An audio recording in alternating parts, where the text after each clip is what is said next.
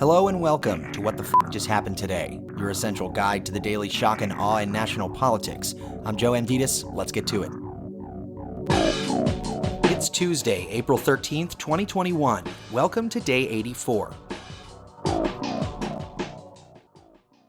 The CDC and the FDA recommended a pause in the use of the Johnson & Johnson coronavirus vaccine after 6 women developed an extremely rare disorder involving blood clots, and 1 woman died. More than 6.8 million people in the United States have already received the J&J vaccine without any other serious adverse reactions. In a statement, the 2 health agencies said that the move to temporarily halt administration of the shots was out of an abundance of caution. Scientists will examine the possible links between the vaccine and the blood clot disorder and determine whether the FDA should continue to authorize the use of the vaccine or modify the authorization. The White House said the pause would not have a significant impact on our vaccination plan to administer 200 million shots by the end of April. White House COVID-19 coordinator Jeff Zients added that the Johnson & Johnson vaccine makes up less than 5% of the recorded shots in arms in the United States to date.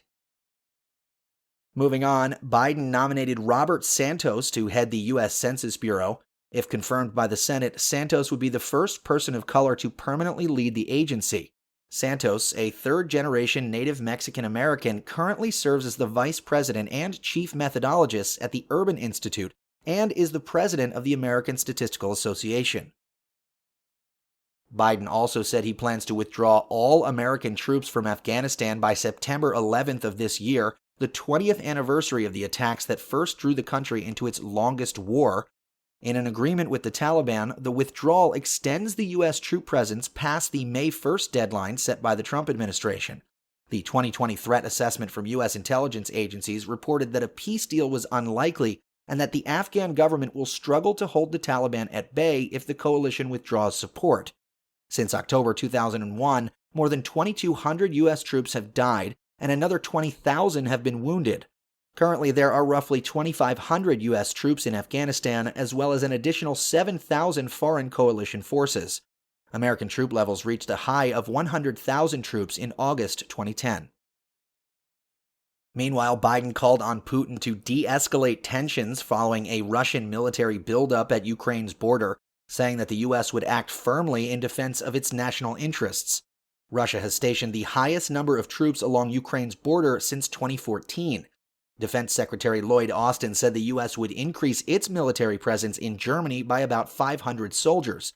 Biden also suggested a meeting between himself and Putin in a third country in the coming months. Moving on, Iran will begin enriching uranium to 60% purity for the first time after an attack on one of its key nuclear facilities. Iran blamed Israel for the attack, which they said caused a blackout and damaged centrifuges. Israel has not publicly admitted or denied a role in the explosion, and the White House asserted that the U.S. was not involved in any manner, adding, "We have nothing to add on speculation about the causes or the impacts." Iran's foreign minister, however, warned that the attack could hurt ongoing negotiations to revive the 2015 nuclear deal between Iran and 6 world powers. Weapons-grade levels require uranium to be enriched to around 90% purity. And finally, the police officer who shot Daunte Wright resigned. Kim Potter had been an officer with the Brooklyn Center Police Department for 26 years. The city's police chief, Tim Gannon, also resigned.